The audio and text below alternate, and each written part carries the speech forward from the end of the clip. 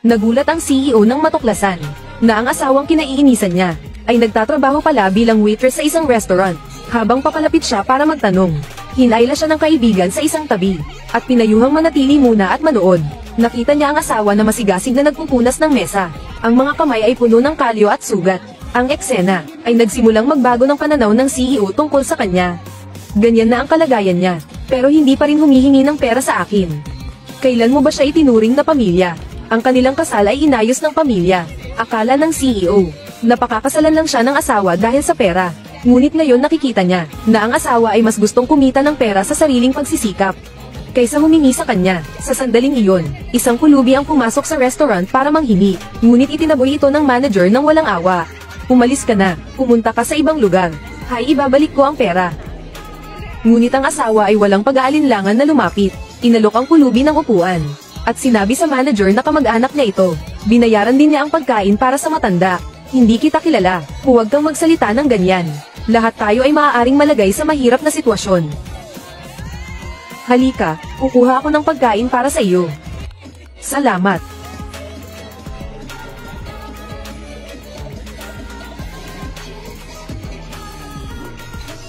Ang mapagmahal na eksena ay nakita ng bagong manager ng Linjo, na nagsabi sa kanyang asawa, "Kadiri talaga.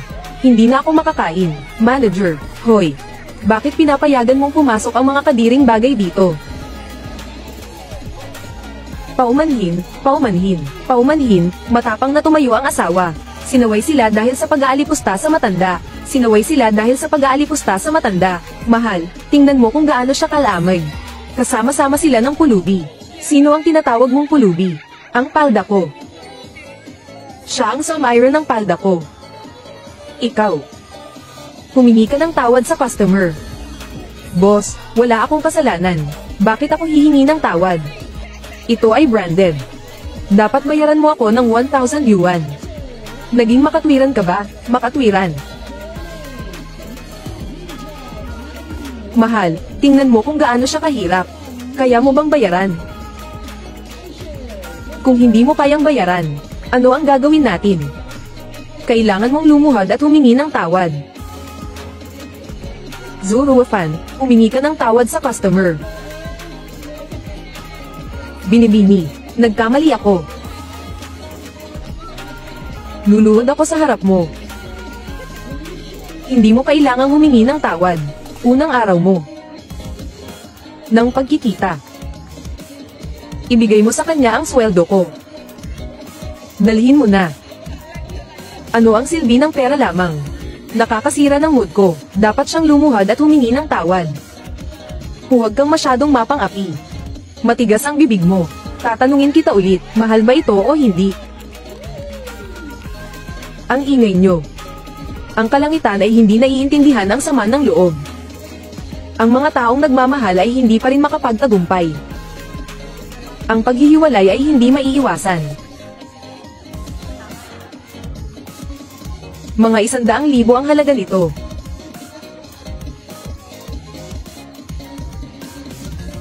Ito ay 200,000. Gusto mo bang bumili ng isang buwang pribadong reserbasyon? Oo, may kahilingan ako. Sabihin mo lang, paalisin mo ang 2 taong iyon. Ano, bakit kami ang aalis? Masyadong maraming langaw dito.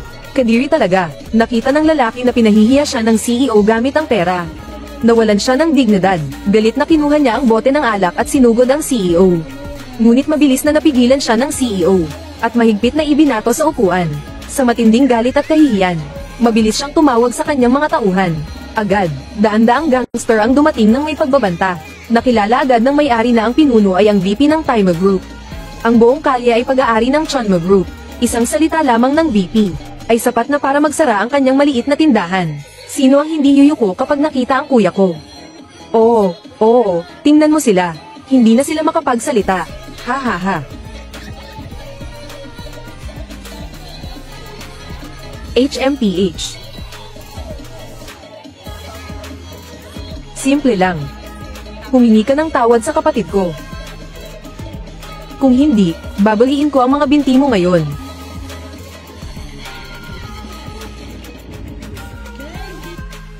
Nangangahas kang umupo ng pantay sa kuya ko. Manager Wang. Ibenta ang lahat ng shares ng Chunma Group. At bilhin ang Chinyan Street. Masyadong maraming asong ulol dito. Kailangan ng paglilinis. Baliw ba ang taong ito? Nananaginip na siya ngayon. Bibilhin daw niya ang buong kalye. Sa tingin ko, natakot na sila. Iho. May limitasyon ang pasensya ko. Ngayon, humingi ka agad ng tawad sa kapatid ko. At magbigay ng 1 milyon. Tapos umalis ka na. Narinig mo ba? Kinakausap ka ng kuya ko.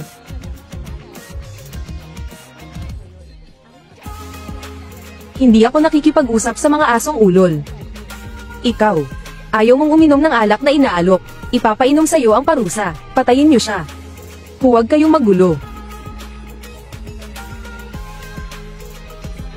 Pati babae ay bugbugin niyo rin. Tumigil kayo. Sino yan? Oh, Chairman Ma. Bakit nandito ang chairman ng Chunma Group? Chairman Ma, hindi ka man lang tumawag. Ikaw na hanggal. Alam mo ba kung sino siya? Ang batang iyon.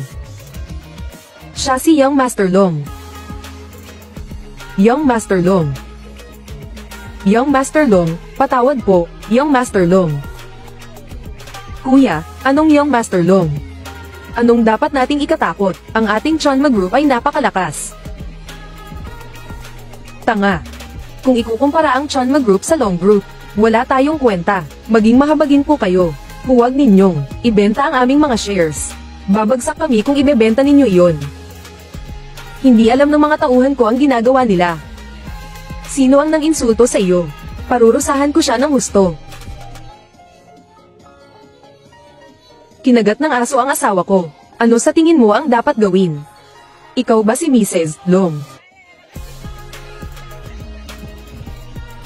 Tama, siya ang babae ko. Manggahas kang saktan siya. Parang kinakalaban mo ako. Young Master Long, Mrs. Long. I'm sorry. Nagkamali ako, talagang nagkamali ako. Kasalanan niya lahat, siya ang nagdala ng gulo. Ikaw na halang ang kaluluwa.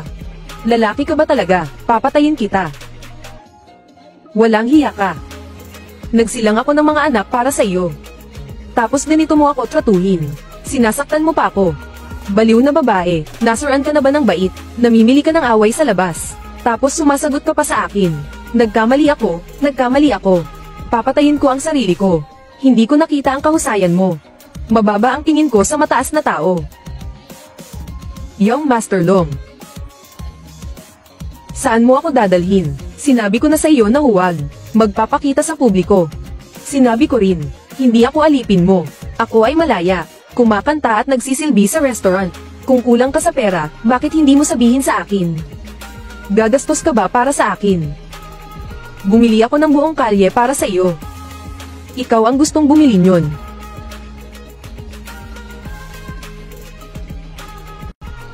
Siguro hindi pa siya kumakain, kaya sumasakit ang kanyang tiyan. Kakain na ako. Sasama ka ba? Makakain ba ito? Kung ayaw mo, huwag na.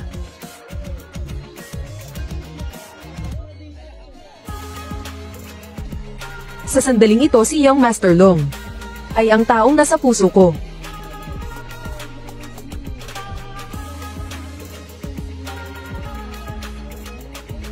Bakit mo ako tinitingnan? May dumi sa mukha mo. Pupunasan ko para sa iyo.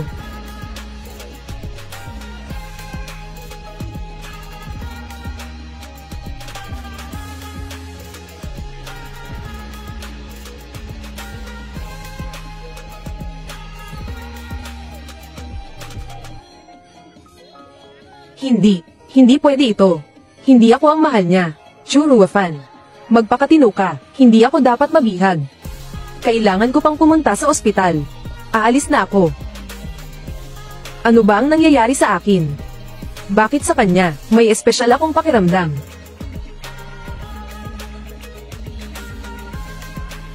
Young Master Long, may lalaki, na nagbayad para sa ama ni Churuafan, ng mga gastos sa ospital.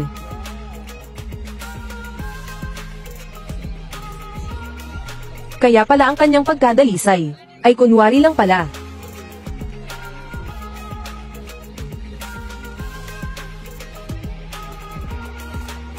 Tiyo, bakit ikaw? Binibini, hindi ko palubusang. Napapasalamatan ka. Hindi mo kailangang magpasalamat, tungkulin ko yun. Ikaw ay asawa ng mayaman. Bakit ka nagtatrabaho sa restaurant? Kahit nasa mayamang pamilya, parang nasa impyerno ang buhay ko. Pero sa tingin ko ang asawa mo, ay talagang mahal ka, pag-ibig. Imposible. Iyon ay dahil sa kanyang pagkamapag-angkin. Ito ay para sa iyo. Binibini. Kung darating ang araw na wala ka nang mapuntahan, tawagan mo ang numerong ito. Tiyo, ano ito? Nasaan siya? Tiyo, Tiyo. Kasabwat pala silang lahat. Churuafan, ikaw na halang ang bituka. Churuafan, huwag mong isipin. Namamahalin ka ni Young Master Long. Isa ka lang kasangkapan para sa kanyang kasiyahan. Ganun lang. Kahit nakasangkapan lang, may pangalan pa rin ako. Samantalang ikaw ni hindi ka pa matatawag na girlfriend. Ikaw. Naninirahan ka dito ng walang linaw. Sa bahay ng taong may asawa. Hindi ka ba natatakot na pagtawanan? Dahil lang sa ama ko, na hinahabol ng mga pagkakautang. Pansamantala lang akong nandito. Kung pansamantalang bisita, dapat kumilos ka ng tulad ng bisita. Ikaw, Churuafan. Huwag mong isipin na dahil nakipagtalik ka kay Young Master Long, makakataas ka na ng posisyon. Marami pang paghihirap ang naghihintay sa iyo.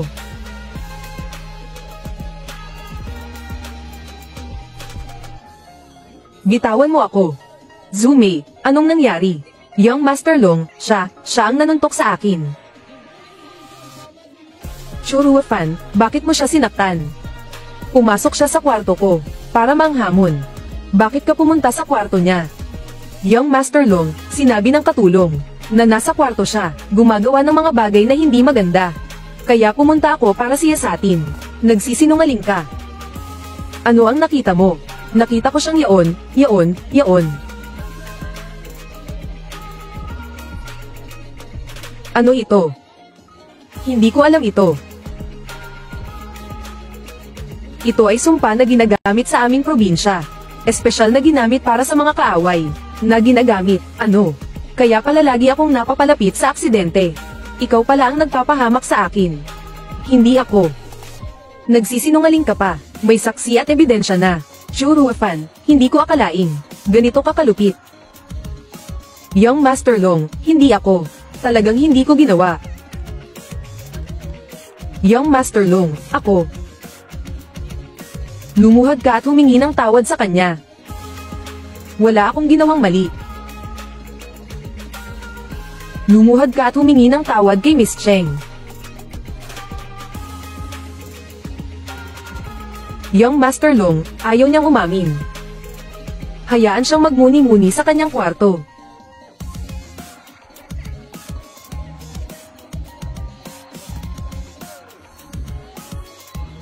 Young Master Long, Young Master Long.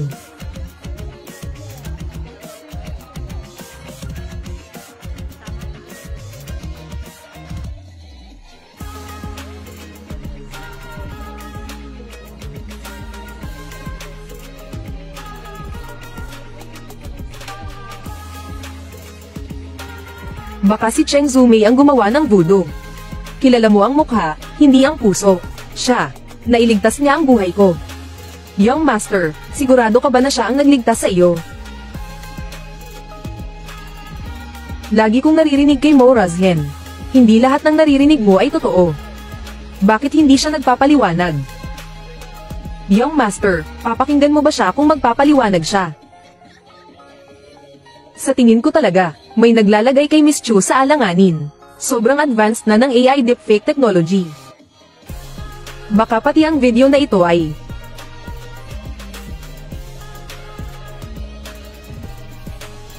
siyasatin mo ang video na iyon. Sige.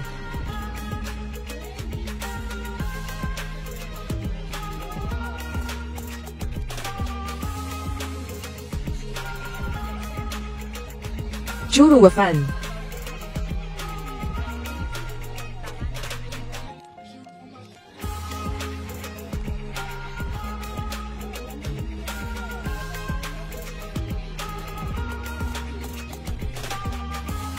Doktor. Iligtas mo siya.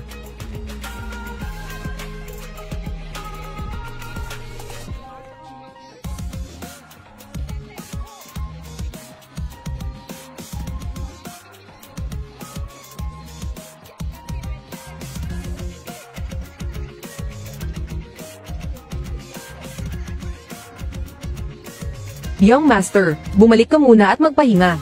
Ako na ang bahala dito. Hindi na, hihintayin ko siya dito. Young Master, patawad sa pagsingit. Kung mahalaga sa iyo ang asawa mo, bakit mo siya pinapahirapan ng ganito?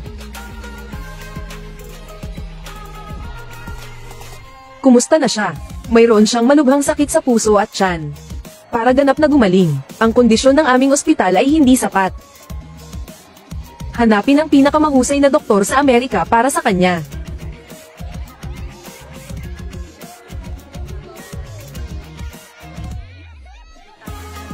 Uminom ka ng tubig, ikaw. Ayaw kong uminom ng tubig. Gusto ko lang makipaghiwalay sa iyo. Hindi pwede. Bakit?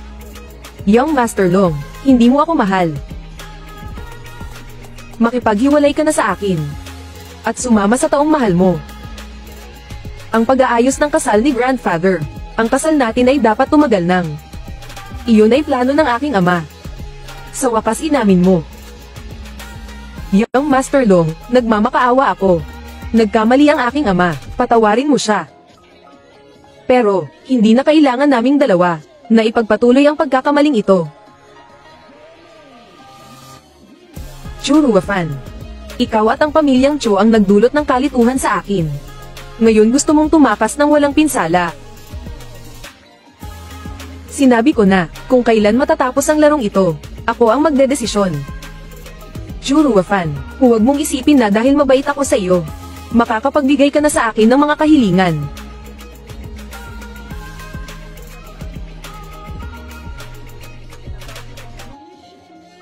Itay. Sinabi ng doktor na sa panahong ito, kailangan mong magpahinga.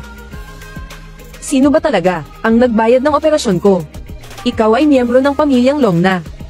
Hindi ka dapat gumawa ng gulo sa labas. Itay.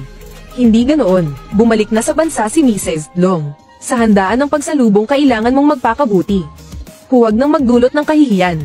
Wala tayong masyadong pera. Ito ang kayamanan na iniwan ng iyong ina. Isuot mo ito, tiyak na magiging maganda ka.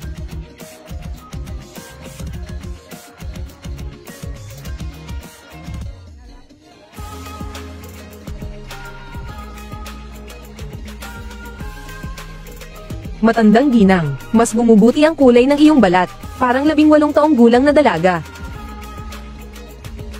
Ha, ang ating Zume ay talagang magaling magsalita. Sa puso ko, parang ina ka na rin sa akin. Inay. Sarili kong munggo cake ang gawa ko. Tikman mo.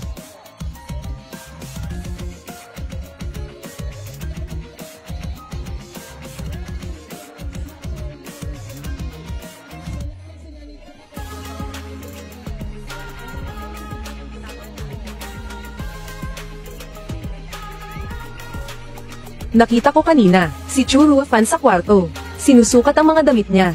Gumawa ka ng uniforme para sa bawat serbidor. Na uniforme, naiintindihan mo ba ang estilo? Hindi ba ito ang may bahay ng pamilyang Long? Bakit ganyan ang suot, parang waitress? Paano makakapunta sa entablado ang ganitong babae?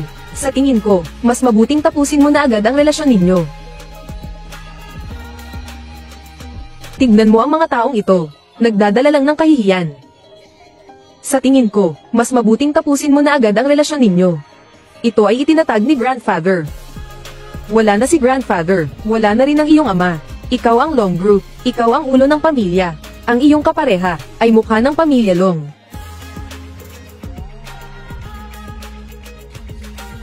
Ito ang kayamanan na iniwan ng iyong ina. Isuot mo ito, tiyak na magiging maganda ka. Pinapayuhan kitang bumalik sa pagiging hamak na langgam. Huwag mong asamin na maging babae ni Young Master Long. Ikaw ang may gawa nito, hindi ba? Tingnan mo nga, lahat ng ito ay lumang estilo. Nangangahas pang isuot sa ganitong okasyon. Hindi ka ba nahihiya? Bitawan mo ng iyong maruruming kamay. Anong klaseng bagay ito? Itapon sa basurahan. Huwag mong hawakan ang aking damit.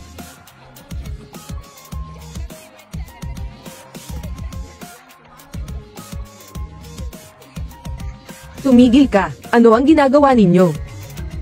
Matandang ginang. Nang ahas siyang hamanin ako. Sinaktan pa niya ako. Churuafan, nasuran ka na ba ng bait? Ano ba talaga ang gusto mong gawin? Ikaw ba ang unang kumilos? Tama, ako ang unang kumilos. Ininsulto niya ako. Hindi ko matitiis na insultuhan niya ang aking ina. Hindi ko kilala ang nanay niya.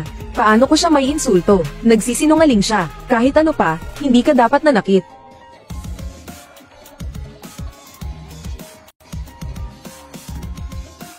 Ginang, ito ay isang bahagi lang ng kwento. Huwag mo nang madaliin ang paghatol. Ginang, ano po ang nangyari sa inyo? Kanina ang ginang ay kumain ng munggo cake. Iyon ba? Munggo cake, ano ang nangyari sa iyo? Ayos ka lang ba? May problema. Dalhin siya agad sa ospital. Inay.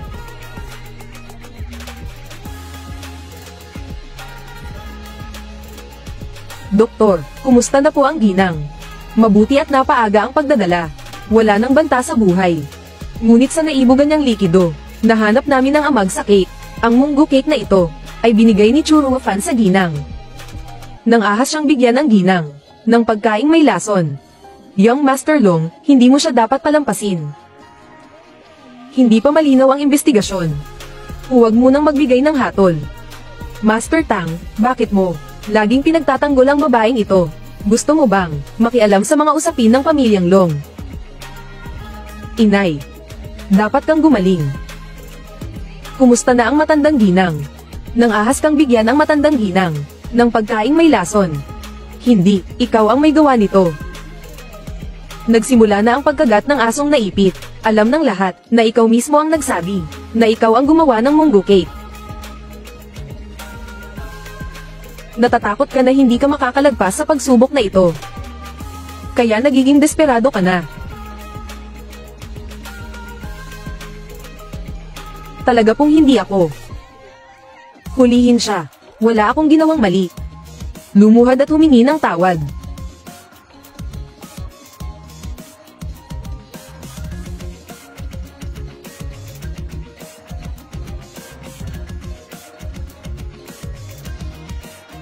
Young Master Long, talagang hindi mo na maisa-isang tabi ang tama at mali.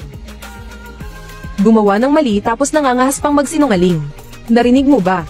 Lumuhad ka na at humingi ng tawad. Young Master Long, kaya pala sa iyong mga mata, wala talaga akong halaga. Tama, sa kanyang mga mata isa ka lang aso. Lumuhad.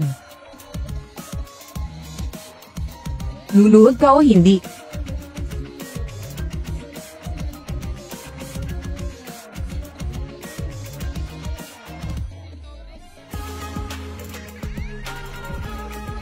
Sabihin mong, patawad po. Young Master Long, tingnan mo siya. Talagang guilty siya.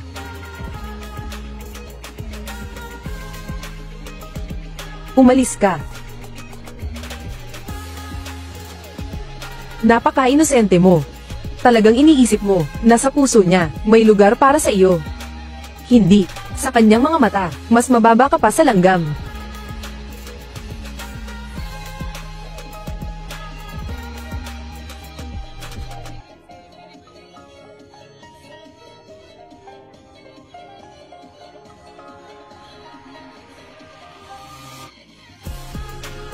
Young Master Long, ang babaeng gaya nito, hindi dapat madaling pinatatawad.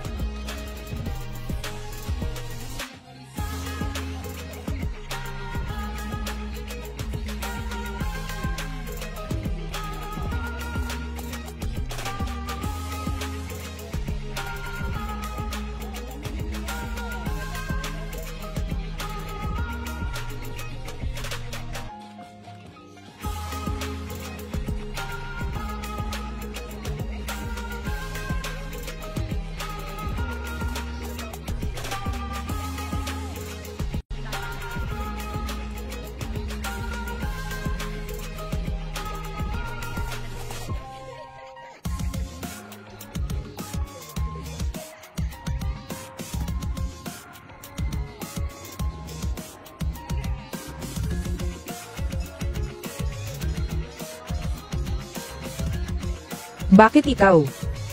Bakit ako nandito?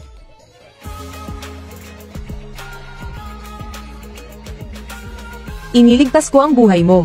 Hindi ka ba magpapasalamat?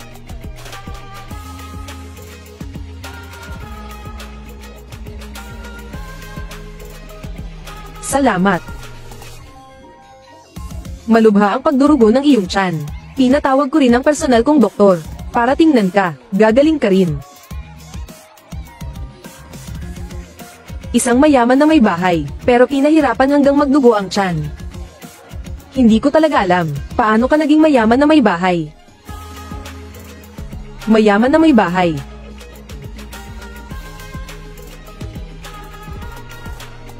Uminom ka ng lugaw.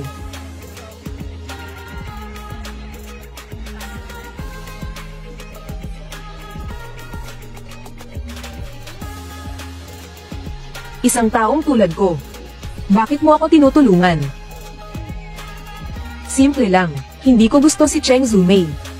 Kaya pinili kong magtiwala sa iyo. Kahit ikaw ay handang maniwala sa akin, siya ay hindi. Nalalagay sa panganib ang kanyang ina. Normal lang na siya ay mag-alala. Hindi siya magiging tulad mo, na nag-iisip para sa iba. Salamat sa pagligtas sa akin. Pero ikaw ay mabuting kaibigan ni Young Master Long. Hindi nararapat na nandito ako. Aalis na ako. Bakit? May utang ka pa sa akin. Ikaw ang nagbayad ng gastos sa gamot. Tama, kaya kailangan mong maghanap ng paraan para bayaran ako. Wala akong pera sa ngayon. Kapag may pera na ako, babayaran kita. Walang problema. Samahan mo ako rito ng ilang araw, para mabayaran ng utang. Hindi ako ganyang klaseng tao.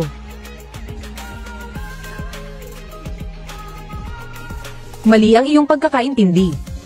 Alam kong ikaw ay mula sa Music Academy.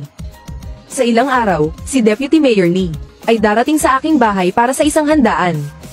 Tulungan mo ako gumawa ng isang pagtatanghal para mabayaran ng utang na loob. Sige, ituturing ko itong trabaho para mabayaran ka. Napagkasunduan na, HMM. Young Master, ang kitchen helper sa bahay ay lumapit sa akin. Sinabi niyang nakita niya mismo, na ang munggo powder, ay pinalitan ni Master Chef Luo. Walang kinalaman si Miss Chu. Ano, nasaan si Chef Luo? Nawawala siya. Hanapin siya agad.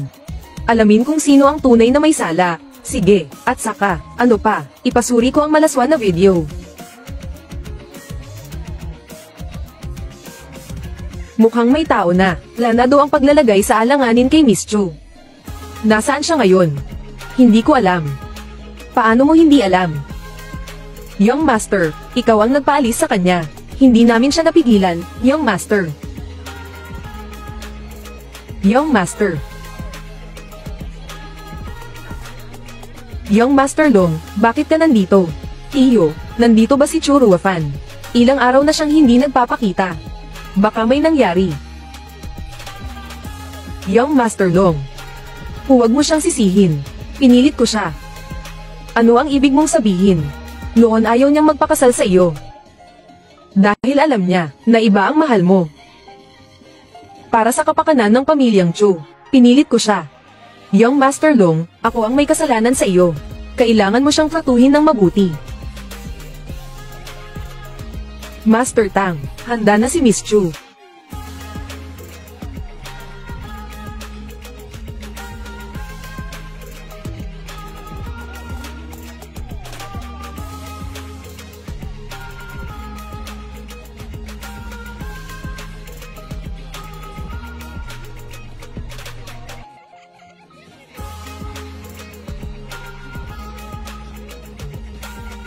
Bakit mo ako tinitingnan? Wala naman, bagay sa iyo ang damit na iyan. Mahal siguro ito, babayaran kita sa hinaharap. Pera ang hindi ko kailangan. Ano ang gusto mo?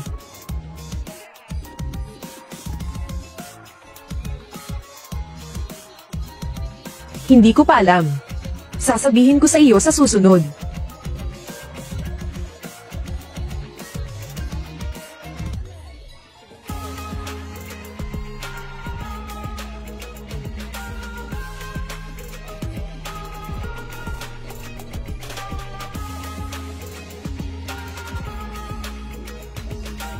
Matandang ginanglong, magaling na ba ang iyong kalusugan? Salamat sa pag-aalala, Mayor Lee. Lubos na akong gumaling. Nga pala, kayong dalawang mahuhusay na kabataan, dapat ay magtulungan. Huwag po kayong mag-alala, Mayor. Young Master, bakit ka mukhang nag-aalala?